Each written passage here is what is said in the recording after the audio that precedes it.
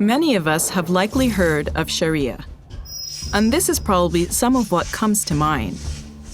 If so, it's no surprise. In the context of Islamophobia, Shariah inspires a lot of fear. But this fear is rooted in ignorance.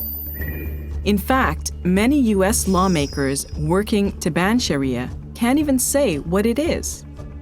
So let's look at the actual facts. What we'll see is that the big bad Shariah we hear about is far from the boogeyman it's made out to be. To start with, what is referred to as Sharia law isn't actually a book of law at all. It isn't a single code of rules, but a diverse body of legal interpretations by scholars. Historically, Sharia rulings were meant to be specific to their context, and there was a general respect for different schools of thought. Sharia is stereotyped as patriarchal, but historically, Sharia provided stronger protections for women's rights than European laws did. And what about all the hand-chopping and stoning?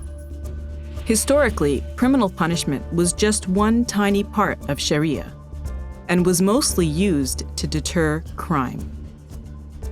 For example, in 500 years of the Ottoman Empire, there was only one recorded case of execution for adultery.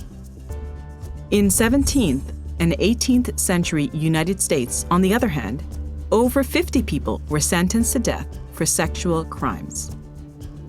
And what about those scary fatwas we hear about?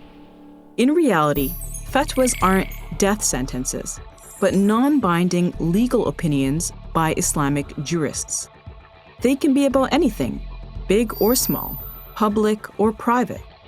For example, giving to charity, or fighting poverty, or ending war, or environmental conservation.